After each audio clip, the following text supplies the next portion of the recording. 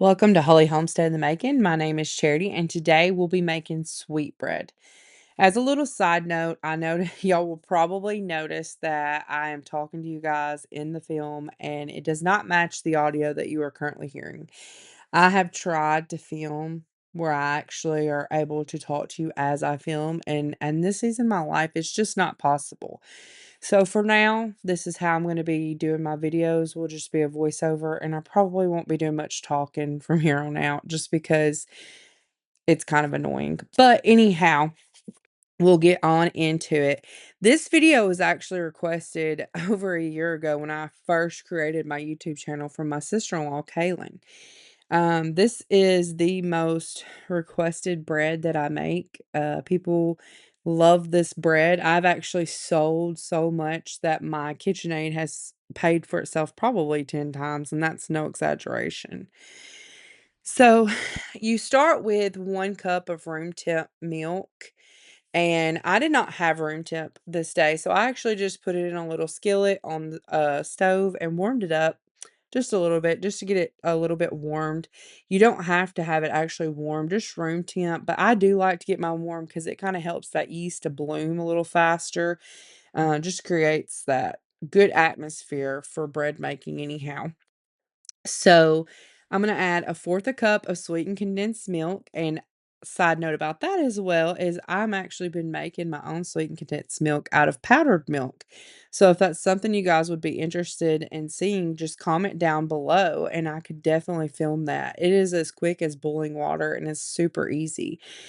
And then I'm gonna add 1 egg. You may have noticed that I added 2 eggs, and the reason for that is I'm actually doubling this recipe. My Bosch does better if I do more, and the more I make, the more I sell, so it's really kind of a no-brainer.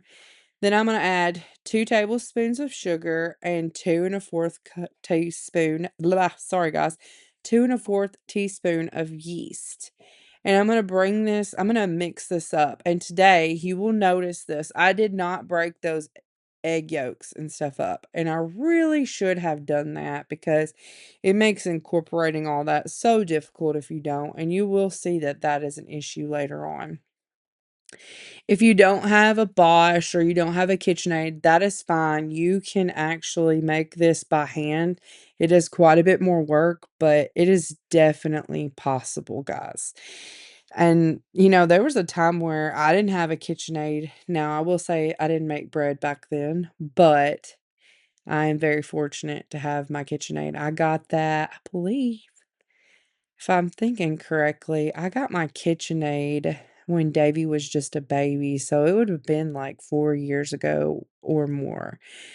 And so I've actually upgraded to the Bosch, which I love, but I will tell you guys, the KitchenAid really is the better option if you're just doing a loaf here and there.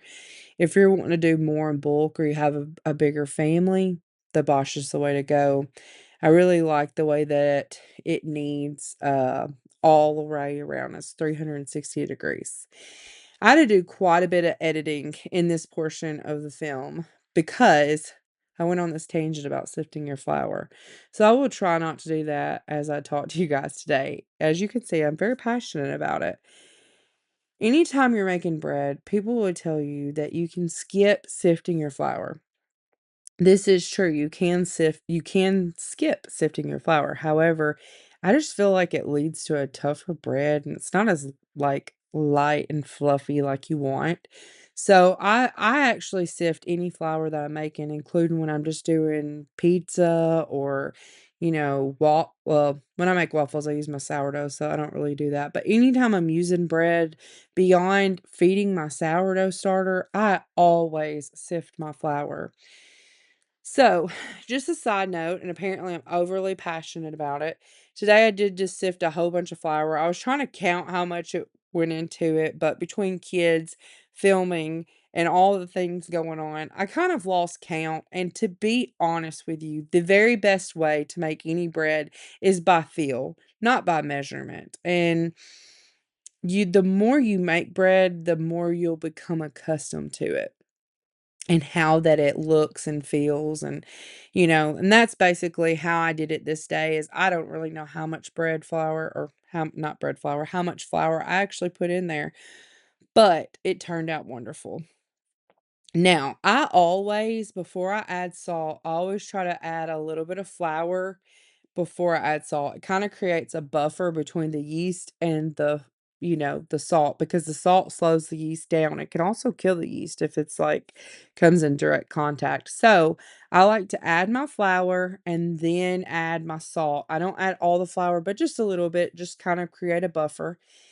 And I also went on a big tangent on that too. You never ever wanna forget your salt. That's a devastating thing that happens, and if you make enough bread, it will happen. You will forget your salt. I've done it a couple times. If you figure it out while you're still at dough form, you can easily solve this by dissolving a little bit of salt in some hot water and then incorporating that water in your dough mixture. You will have to use a little bit more flour to get it to all come back together, but you can do it. So here gonna sift out some more flour because I knew what I had was not nearly enough. And this really is the easiest way, just to have an extra bowl sifted into there, and then you just add it little by little, and that flour is completely ready for you. If y'all have any tricks for how to salvage a loaf of bread that you've actually baked and forgot the salt, let me know, because that I have not figured out how to fix. I don't Is it even good for breadcrumbs? I really don't know. The interesting thing about this bread, and I guess this would make it an enriched bread, is the fact that once you actually get this dough to come together, we'll be adding butter. And I guess if you can't have butter, you could do coconut oil. I don't know, I feel like coconut oil wouldn't taste good, but anyhow, whatever substitute that you make for butter, you could do that in this case. Something interesting that I actually want to do with this recipe, and y'all also comment down below on this too if y'all would be interested in seeing this. I would like to make some adaptations to this recipe and make donuts and pretzels and a braid, and I also wanna do cinnamon rolls. I have done those, and they were a big hit, but I gotta say, I prefer the bread over the cinnamon rolls. I didn't think that was a great adaptation, but if you guys wanna see that, let me know. Because sometimes sharing our failures is as important as sharing our successes, because if you cook enough, you bake enough, really, if you do anything in life enough, you will have successes and you will have failures. So you guys in this film are really seeing the extent of this, essentially in real time. There are portions of it that I sped up just for time's sake to keep this video. I like to keep my videos around 15 to 20 minutes long, and I think here we go. I want to stop. That is showing me right there. Do you see how I still have dough on my hands? That's showing me there's not nearly enough flour in that dough. So we're going to add a little bit more. And y'all, I'm so excited. Do you see how I'm using this strainer, mesh strainer as my sieve?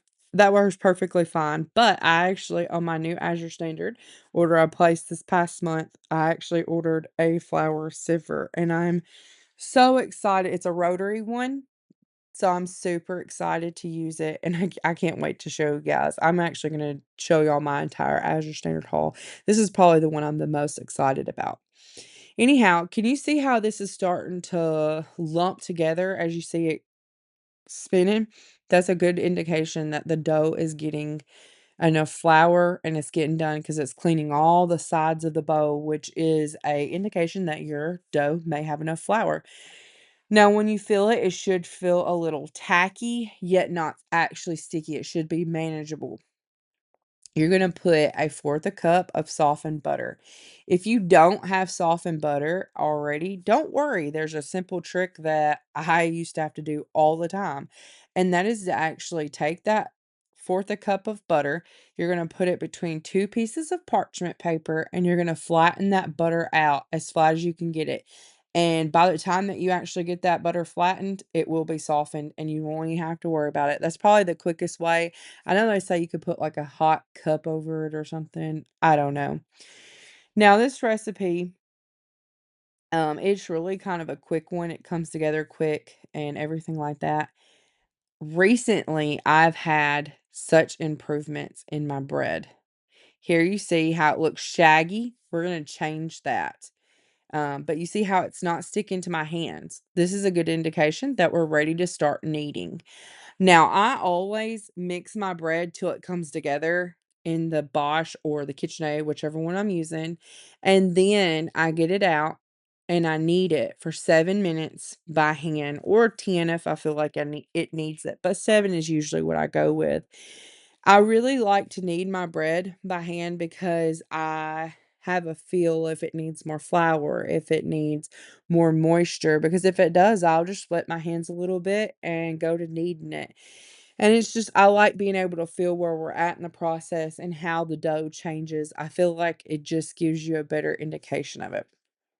Anyhow, some of the changes I've been making with this bread, and I'm talking, I have made some of the like twice, 2 or 3 times in a row, I've made some of the best bread that I've ever made. And I've only made 3 changes, and I cannot decide. Here I'm done kneading it, and do you see how elasticy that, or how smooth that looks? That is a beautiful dough, and the yellow tint to it, it shows that enrichment. We're going to grease our bowl. I always proof this. At this time, I proofed it in there. I've been doing something different, but you proof it in there and then put the lid on it. The Bosch is a wonderful way to proof your bread, honestly, because it traps in the heat. Anyhow, so I've made 3 changes, and one is well, here we go. We're actually going to be shaping this bread, and I'll tell you these changes at some point. So you want to flatten it out into a rectangular. I like to use my hands. I used to roll it out. Now I just smooth it out with my hands the best I can. And you're going to roll it and then pull. You want to create tension as you're rolling it. And then you're going to pinch the sides. See how it's like kind of like a little burrito. You're gonna pinch the sides to kinda seal it. If you don't do this step, it will explode, in the sealant in the oven. Anyhow, so you kinda give it a little roll, and then you're gonna cut it into 8 portions. Here, I'm trying to show that the best I can with the angle that I had with my camera. Anyhow, I put it into a greased loaf pan and then set it to the side until I get all 4 done, and I'll put a damp towel over the top of it. I always damp my towel with warm water. Back to my changes now, since you'll see me do this 4 times in a row. Anyhow, so I actually brought plastic 4-quart, like, containers that come with a lid, and they have measurements on the side. So I've been proofing my bread in that, and I've not been setting a timer. I've just waited till it doubled. That's the number one thing I done differently. I'm using powdered milk, in place of any fresh milk. So I'm making my own sweetened condensed milk, and I'm making up the milk for the milk portion for the 1 cup that it calls for. And then there was a 3rd change, but I don't remember what it is.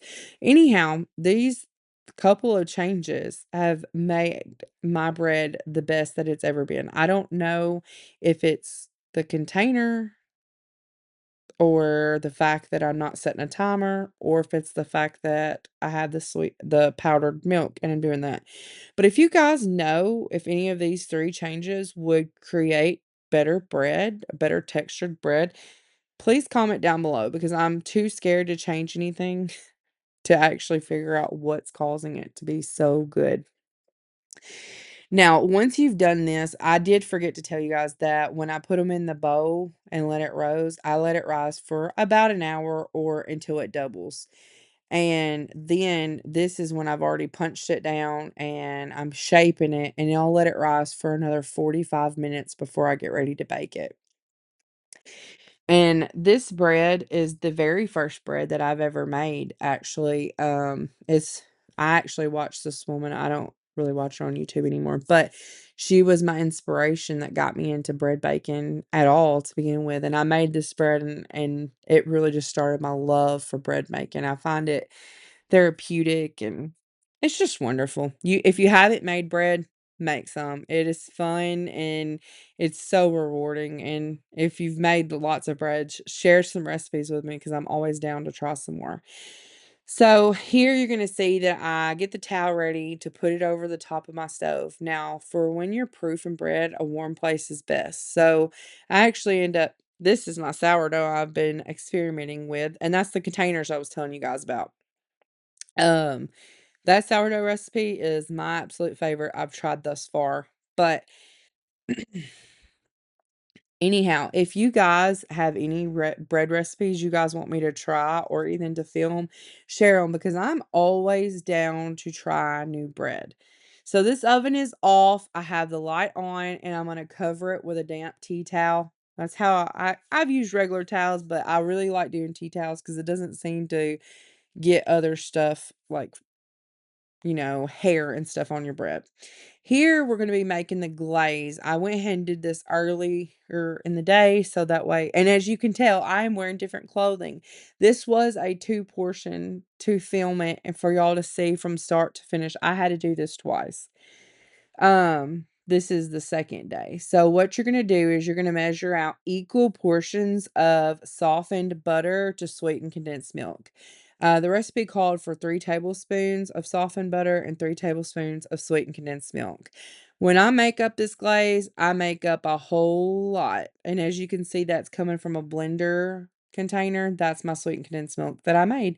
Tastes exactly like sweetened condensed milk. It smells exactly like it. I mean, I really don't know that there's any difference, and it comes together in like 5 minutes or less.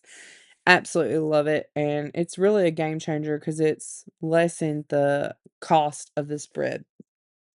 Then you're just gonna blend this up until it becomes nice and smooth, and you'll see the textural difference as it actually gets ready. Can you see that it's doing that now? It's kind of turning whiter and it's all coming together. Anyhow, this glaze is really a bombshell. People, they're like, "The glaze is what makes it," and if I bring bread, let's just say bring rolls, people are like, "I need some of your sweet glaze to go on top of it." It's really just the simplest thing you could possibly make. But people never realize that all it is sweetened condensed milk and softened butter. That's it. That's all the difference is. So I'm gonna blend this up and then put it in a mason jar just so that it's good and ready. You do want to baste this on your bread once it's baked. That was me giving it a little taste test.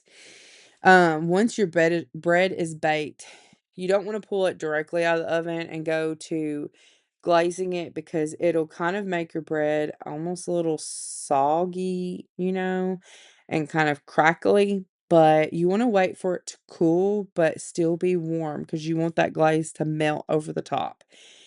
And when you make it, you'll see what I'm talking about. Not piping hot, but warm.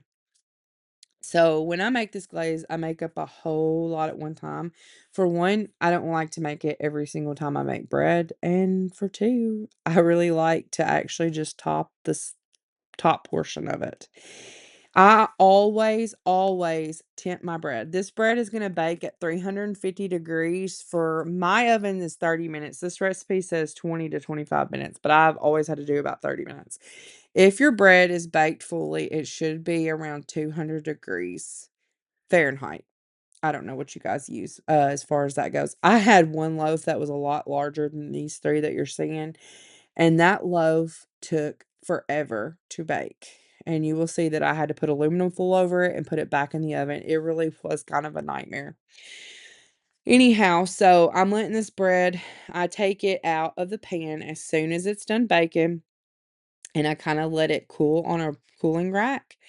And once it becomes warm but not hot, I'm going to go ahead and glaze it. As you will see, tell me that is not beautiful. And I'm gonna tell you, your house smells divine when you make this bread. I mean, my husband woke up and he was like, "The house smells so good." So it's just this simple. I'm just using a basting brush and I'm just basting over the top. I didn't actually show you guys me basting all of them because you didn't need to see that. It's all the same. It's super easy. You just glaze it. I would imagine it's the same as like making a honey bun, except for maybe you put more glaze on a honey bun. I do all of the corners except for the bottom, just because I don't know, it'd probably be better if you did the bottom, but I never do the bottom. I only do all the sides and the very top.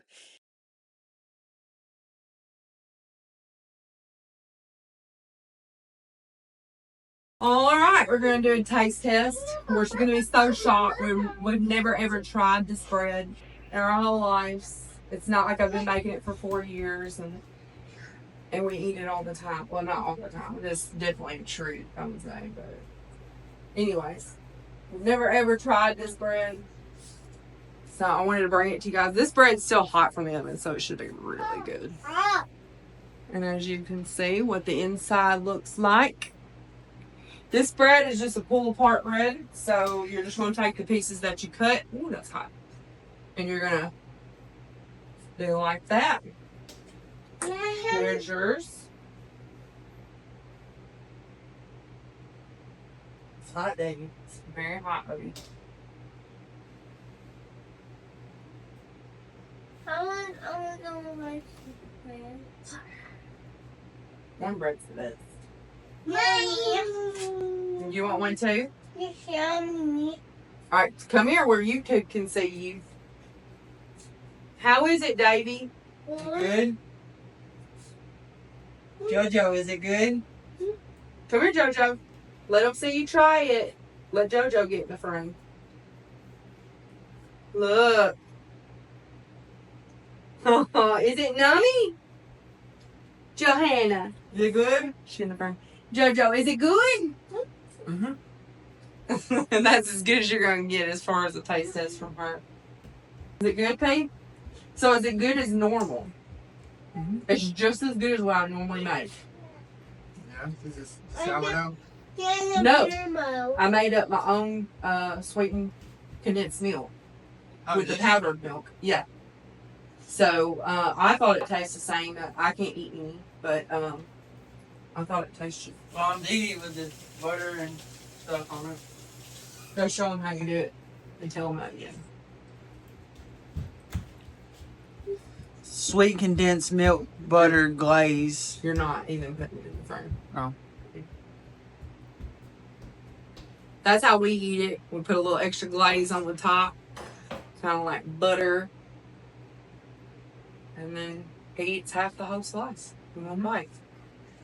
Anyhow, I hope you guys enjoyed that.